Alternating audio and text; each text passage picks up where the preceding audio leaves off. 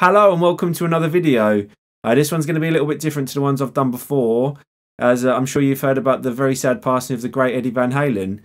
Unfortunately, Eddie had been suffering from throat cancer, which eventually took him. I knew he'd been ill for a little while, but the news still came as a shock because I thought he was doing okay.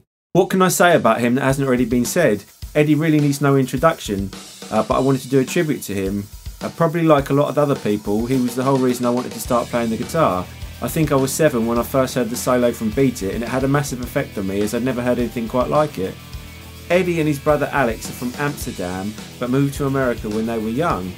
They both started off playing the piano, but Eddie found it not challenging or interesting. Later Alex started to learn the guitar and Eddie the drums, but Eddie then wanted to learn the guitar after he heard Alex play the drum solo from the Safari song Wipeout. They formed their first band with 3 other boys called the Broken Cones. This was when they were at Hamilton Elementary School in Pasadena. Eddie was in the 4th grade. This was the first time he felt the desire to become a professional musician. He loved Eric Clapton and once said he had learned all his solos note for note.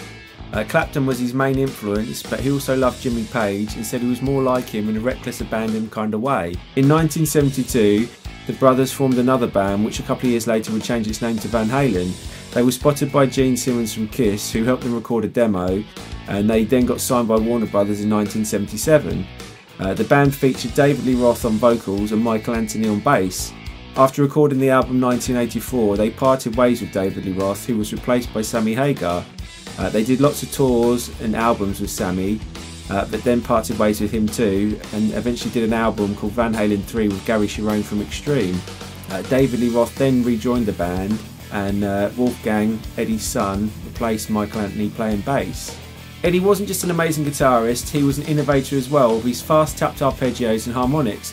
One of his most well-known pieces is called Eruption, where he demonstrated a lot of his famous techniques. Eddie had his own sound and you would know it was him as soon as you heard him. Eddie was always searching for better tones on the guitar and used quite a few different brands over the years, including Kramer, Music Man, PV, and then his own brand EVH, which was made by Fender. He was known for his brown sound, which featured on the first few Van Halen albums. He had a classic amp called the PV5150, which became well known in metal for its great sound. He was also famous for his Frankenstrat guitar, or Frankenstein, which he made himself out of different parts. Some of Van Halen's most well known tracks are Jump, Panama and Ain't Talking About Love.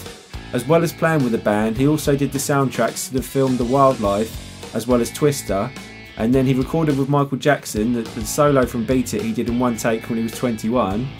He also recorded with Brian May, Black Sabbath, Roger Waters, Toto guitarist Steve Lukather and LL Cool J. I have tried to incorporate a few of Eddie's pieces into this week's lick. The first part is like the Run from Spanish Fly but on electric guitar, then there's some chords a bit like Eruption, and then it finishes with some tapping similar to Eddie's classic style. The lick mainly uses 16th note triplets and is in A minor. Eddie often used to tune his guitar down a half step or semitone so all his strings were a note lower, E flat, A flat, D flat, etc. I have tuned down for this too. Here is the lick at full speed.